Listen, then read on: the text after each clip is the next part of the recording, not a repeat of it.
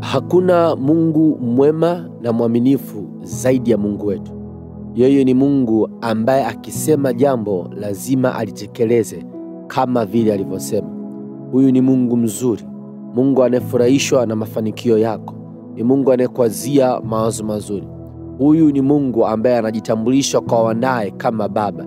Sio tu Mungu mtoa hukumu, bali Mungu aliyejaa upendo, Mungu mwenye mawazo mazuri juu ya watoto wake.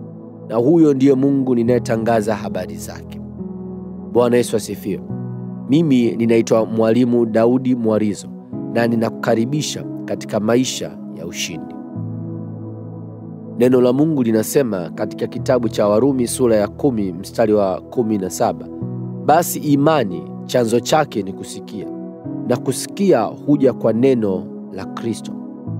Maandiko yanatuonyesha ya kwamba kumbe imani ina chanzo. Imani ina chanzo. Kuna kitu ambacho kinazalisha imani.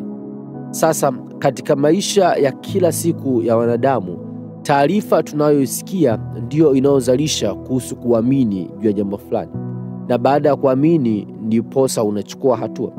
Mfano, unapoambiwa ya kwamba kuna benki ya namna fulani au taasisi fulani ya kifedha inatoa mikopo yenye riba nafuu, wewe kama mfanyabiashara unaamua kwenda kuulizia zaidi kuhusiana na ile taasisi ya kifedha, kwa sababu umesikia kutoka kwa mtu ya kwamba kuna taarifa inaelezea kuhusu unafuu wa kunyanyua biashara yako.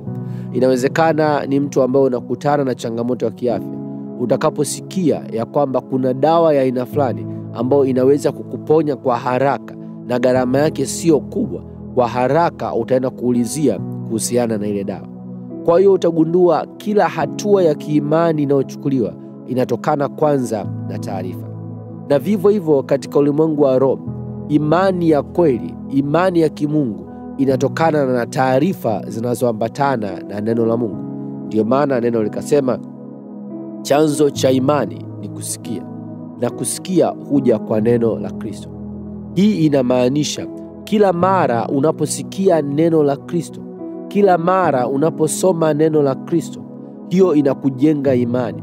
Na hiyo imani inayojengwa ndiyo imani sahihi, kwa sababu ni imani inayotokana na neno la Mungu, inayokuwezesha kufikia ahadi zote ambazo Mungu ameweka kwa ajili yako. Mungu ninayeongelea habari zake ni Mungu mwema, ni Mungu ambaye ana mpango mzuri juu ya maisha yako, Mungu ambaye amekwisha kuandaa yote unayoyahitaji ili ufurahie maisha yako hapa duniani. Lakini ili uweze kuyapata hayo yote ambayo ameandaa, ili uweze kuzipata hizo ahadi ambazo ameziweka kwa ajili yako, wewe unao wajibu wa kusimama katika imani, kwa sababu imani ndiyo namna itakayokuwezesha kufikia ahadi zote ambazo Mungu ameweka kwa ajili yako. Neno linasema chanzo cha imani ni kusikia, na kusikia kwa neno la Kristo.